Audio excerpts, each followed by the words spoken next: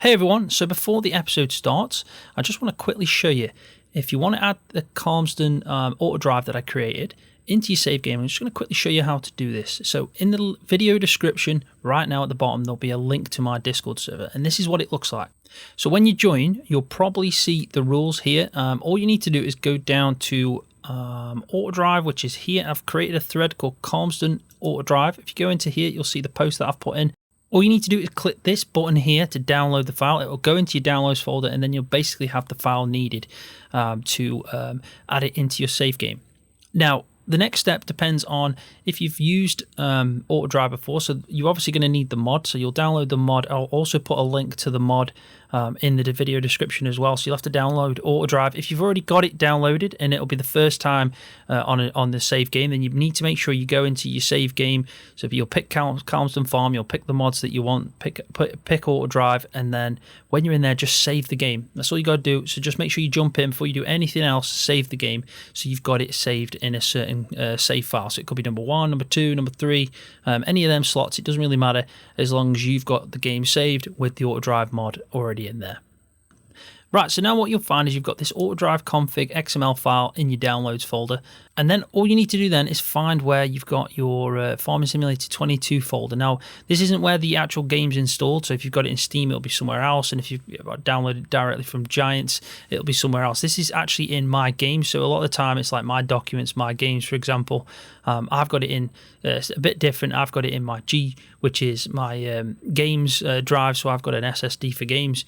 I've got it installed in there with my games folder, and then if I go into that, I've obviously got Farming Simulator 19 and Farming Simulator 22 in there, and in there you'll find pretty much all your save games. You'll have your log in there, so this is pretty much where you need to go next.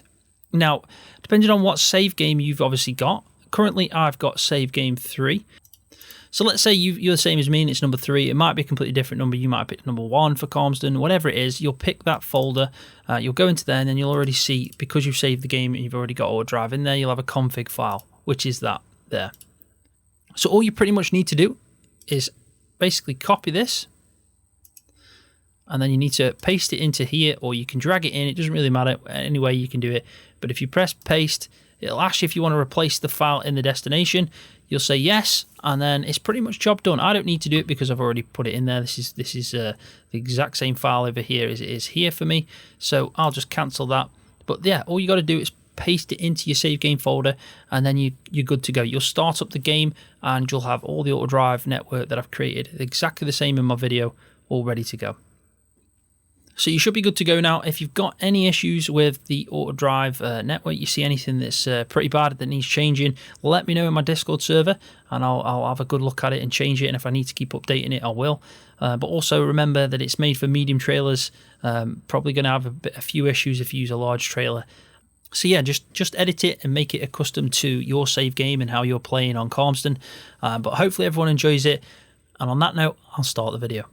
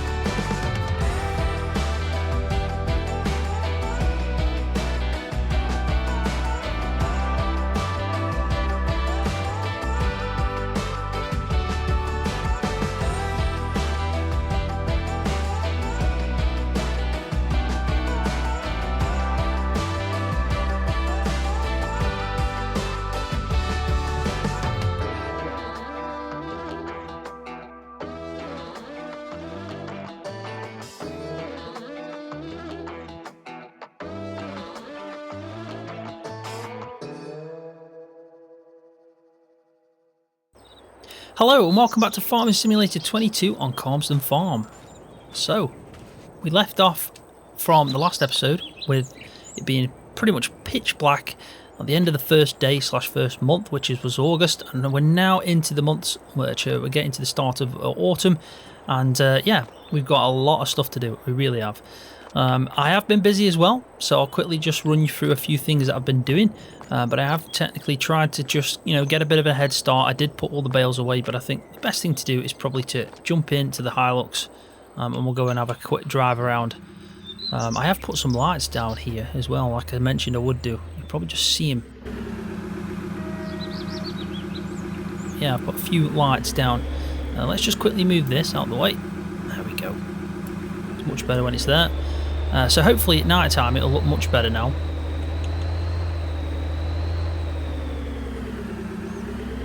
So let's go and head down, probably to the bales, and we'll have a look at them. And then at some point as well, we're going to be doing some grass silage in this episode. I have been holding it off for a bit now, but I feel like I'm at the point now where I've got enough stuff done around the fields that I can start focusing on the grass work.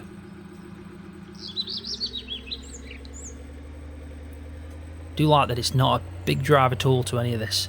It really is just up the road. So let's just have a quick look over here.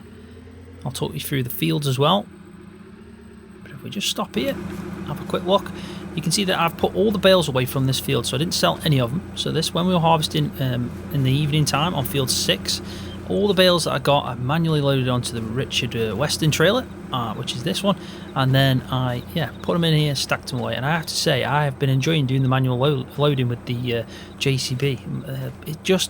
It really is quite simple. These bales are quite heavy as well, so they're not, it's not difficult to load and unload these bales. And luckily anyway, because they don't auto load on most of the trailers. I did see a comment in the last video saying that there is a trailer out there that does accept Heston bales, so we'll actually take a look at that, just in case we do a massive field and it becomes a bit too much. But right now, currently, I'm enjoying the fact that I'm manually loading and unloading the bales away. So let's talk about the fields then. So field 6, obviously it's in a different state. Did all the baling, obviously collected them all away. I then used coarse plate to do a lot of field work. So we went around field 6 with a shallow cultivator, and I also spread lime, all using coarse plate. And the same for field 3, that's had lime as well. Now I did have to take out a loan, something that I said I wanted to avoid, but I needed lime. And every time I went up to the lime refill point, it was about $2,500 to refill the lime spreader that I had to lease out again. So I needed a loan. So I took £20,000 loan out. It's left me with about 10 grand because I did have probably around 10 grand anyway to start with. So I've used the 20,000 technically that I loaned out to fund the lime. But the good thing about that is it's going to last for at least 3 harvests, so we shouldn't need to worry about it for a bit. But the first thing we'll do is when we sell the grain or anything, if we do a bit of grass silage and we have quite a bit left over, we will start paying off that loan. But do you know what? It was needed for the jobs that I did. I also bought a jet wash. It was about $1,500 just because of the fact the tractors are getting pretty mucky, and it made sense to do. Let's just pull over here. Job done. So yeah, this tractor's had some serious usage now. It really has. And I did some of the fertilizer spreading as well, just remembered. So I set up a coarse plate, filled up from there, put some liquid fert in, not much, about 5,000 litres, didn't need much more else than that. And I spread the first amount of fertilizer on field 2, which has got the canola in. So if we just have a quick look at that, you can see that the canola's growing quite nicely. These are in the stubble tillage state. So all we need to do with these fields now, field 6 and 3, is plant in. And we're at that point where we can actually start planting in. So if we have a quick look, we can do some more barley, we can do some more wheat. I think I might actually do 2 fields of barley again. I do like the fact that right now in the Cotswold, it's probably a best bet, more realistic to do some barley. You never know, we might be able to make our own Hawkston beer, like Jeremy Clarkson, who knows. And if I can get a brewery like that, Hawkston Brewery, I'll definitely add it to the map. And we can do our own beer. But yeah, I think I'm going to put both of these fields that have got lime, we're going to plant in some barley. Probably not going to focus on that today, just because of the fact that I really want to get some grass silage done. I'm going to do some baling. But yeah, a lot's gone on, and we've done quite a lot of field work. So I am using the 4K and 8K textures that Oxy provided. I've also put in the brands one and the seasons shaders that he's supplied in his Discord. So if you don't know about that, go join Oxy's Discord server. He has released some extras to the map, pretty cool extras, some better 4K textures. Remember, if you are using the textures, it might drop your FPS depending if you've got like a low end system, but to be honest, I haven't noticed too much of a difference on my system, so it's not too bad. It really isn't. Yes, it does add quite a lot of data to the maps. I think the map is about 500 megabyte originally from Giants Mod Hub. I think it's now about 800, something around that, 700-800. I can't remember exactly, but it's definitely increased, so it will take a little bit more demand. But do you know what? It's worth it because this map is absolutely stunning. So any little extra detail, I think it's just a no-brainer. So I think on that note, we may as well just crack on with this. I'm just trying to think what best tractor to use. I could use the 7810 for the mowing probably, or the Class. I'd say maybe the Class Action might be a better shout, with it being a Class mower setup. And then for the windrow and tedding, we could even go to the New Holland and maybe use the 7810 for the baler. Who knows? Yeah, let's go with the Class. Let's start off with that. It makes more sense. So we'll just quickly drop off the front weight.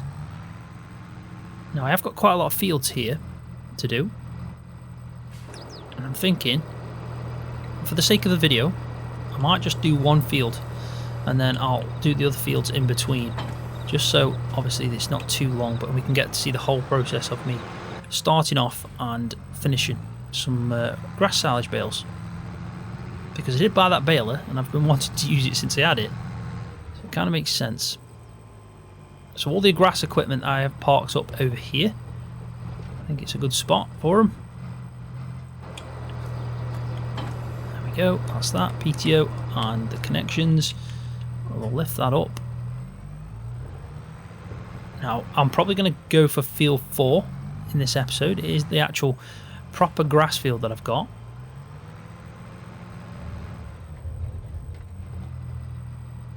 There we go. That's that. So we're all hooked up and ready to go now. But yeah, if we have a quick look, first let's just move that again. This should be patched soon. I was looking in the discussions page on GitHub for Courseplay, and someone did raise it that they'd like to have that so you could toggle it on and off, and it was noted that they are working on that and also working on a few other changes to the user interface, so that's going to be good to see. So I was actually looking at this field 4, which is where we're going to mow. The entrance to field 4, it looks like you have to go through, you can either go through the sheep field and come through like the paddock area, and even where you can do some jumping, go through the pigs and then into here. It only looks like the entrance is that, just on that point. So it is a bit of a drive to get to the field that we're directly looking at right now. If it was me and this was, you know, real life, I'd probably knock that down, that wall, just a little bit of it, put a gate in, just to make my life a little bit easier. Oof, that was a tight squeeze there. So with this mower setup, we should fly through this. So we'll go this direction because I did make a bit of a track coming through here just to try and make it look a bit more used, as if I was driving through to get to the field quite often. Now, this field here, we don't actually own. I don't think I'm going to make that. There we go. Yeah, we don't actually own this field, so if we just have a quick look, you can see that this bit here is where the horse jumping area is. I don't own. Also, someone pointed out on the comment section of the last video that you can get field 23 for absolutely nothing, so it's priced at 0. The only problem is I was going to get it, but it's got cotton in, and I really don't think we should be doing cotton in the Cotswolds, so I'm probably going to wait until that's not cotton, and we can maybe turn it into a arable field, or we can turn it into a grass field. But I think it's probably going to get patched anyway in the update that Oxy's working on. It doesn't feel right driving through here to get to a field. I don't know why, it just feels like it's a bit of a strange thing to be doing when it's for horses to do some jumping in. Now I think the actual trigger is on this side to open the gate. There we go, it's about there. We'll open this gate as well while we're here. We should be good. But at least there is a way to get to the field, that's the main thing. It's a bit of a drive. It'd be good if we could get there from that road. Now I don't know if there is another entrance and I'm completely missing it. and I'll probably see it when we start driving around the field now to do the mowing. So let's unfold everything. I'm going to go third person now. I'm going to just try and get as much of this mowing as we can. Now I don't think that this actually does a windrow, because if it did, well, selected work mode, it does have widespreading, swath dropping, so it does, so we might not need the windrow after all, but we'll find out. So let's get going. So it does say swath dropping. Actually, am I in the wrong work mode? Let's try that again. Yeah, so it's do you know what, it doesn't really matter, we're going to have to windrow it up anyway, so we'll leave that as it is, and we'll just start making our way around this field. It is a good sized field, but not too big. Should still fly through it in this episode. And if anyone sees an entrance that I'm missing, let me know, but I'm sure that's the only entrance to field 4.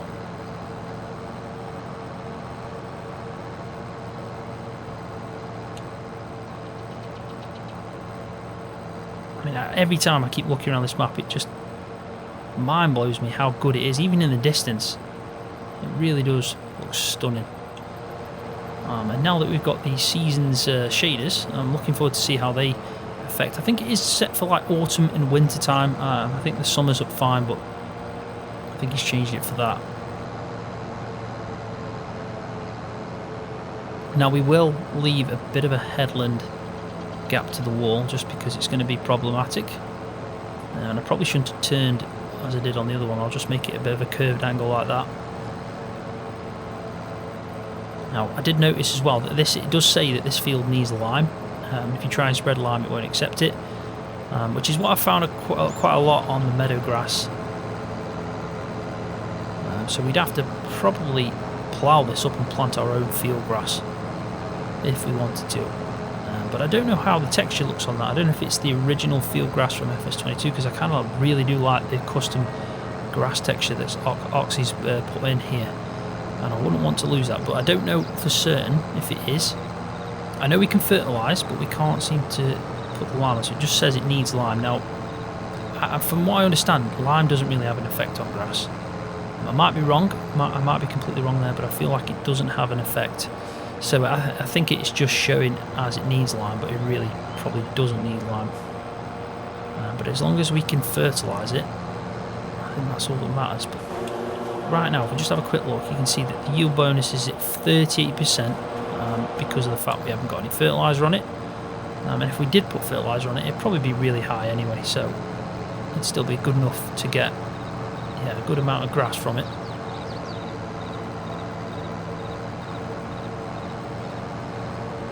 So I don't need the F1 menu anymore, we can get rid of that. So I'm wondering if everyone else has been doing the same thing when they're playing. Have you been mowing up field 4, and then are you going to mow up the pastures area, so for the sheep as well, and also where the cows are? I think it's a no-brainer to start off, if you've got no animals in there anyway. But yeah, like I said, I will do the other grass fields in between this episode and the next. But as long as we can get some bales from this field, I think we've been quite productive, because all we need then is hay. So I might actually just maybe do some hay in that field, do the silage in this, and then maybe on the grass field that we've got for the cows, we can do again just like a mixture. Hopefully we can get another cut as well.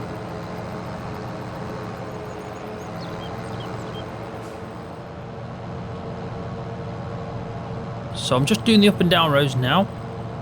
I've got the GPS enabled, so it makes things a little bit easier. I will be using GPS as well for the windrowing,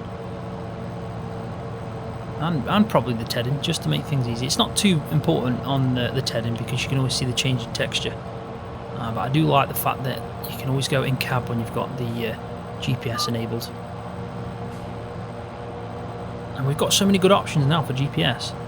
I've always used the one by Wobster previously, but I haven't actually used that on FS22 just because I've enjoyed this one so much that it's it's become like accustomed to me now. It's actually really easy to use, and I do like the fact that it's it only shows you the lines as well when you're not enabled in the GPS steering. So like now, for example, it's not breaking that immersion,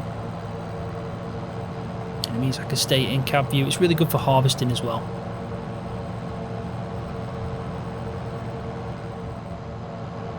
I'm nearly done on the mowing, so a tiny bit of a patch left. This isn't a big field at all.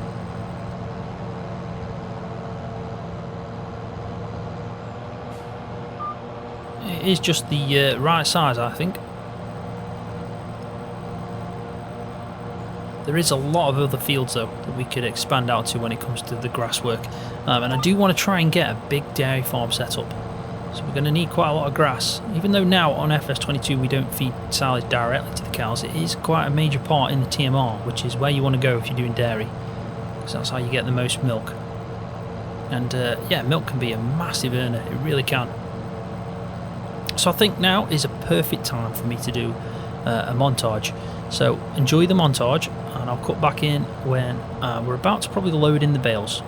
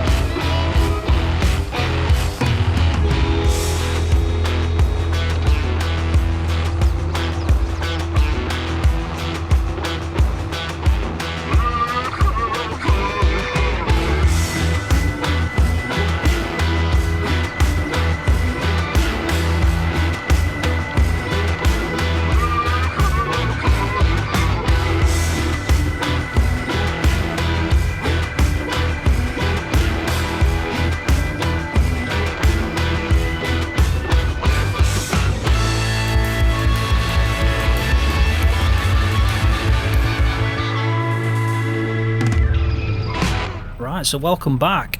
All the fields done and baled, as you probably saw in the video. I did use a bit of courseplay on the windrow and on the baling, and I decided to obviously take some shots and then also put some of these bales away. Now, I have purchased a grab on the end.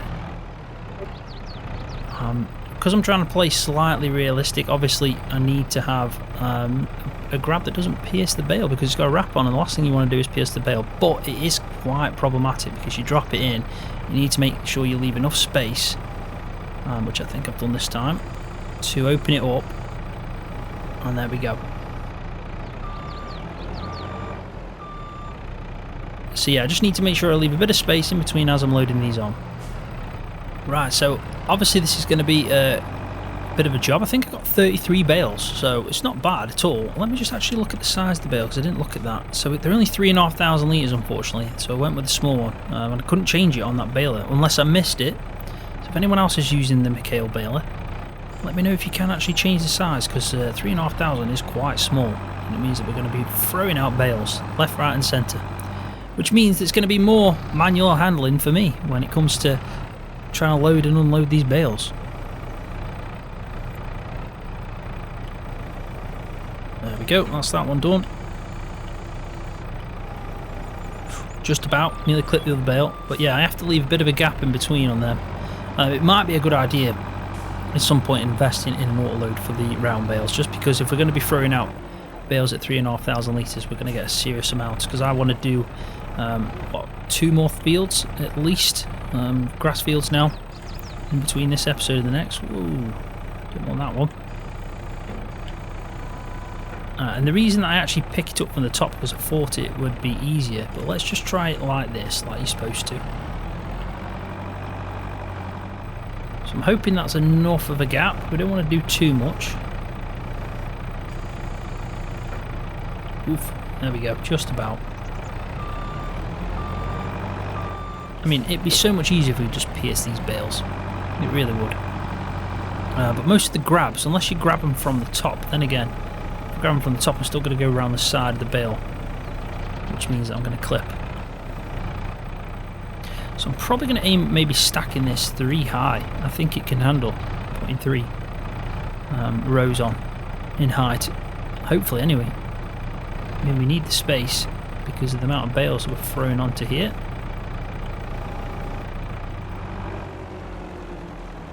So what I'll do now, just because this is going to take me some time, I'll get it all loaded on, all the bales on here. We'll go take them back. Probably won't unload them in this episode though, because the fact that's going to take some time. But we will take a bit of a recap, and yeah, we'll have a look at some stuff, because I do want to see about the price of the barley and see if it's increased at all. I'm hoping it will. 3 high is going to be quite tall on that, but I think the class can definitely handle it. I just hope the trailer can.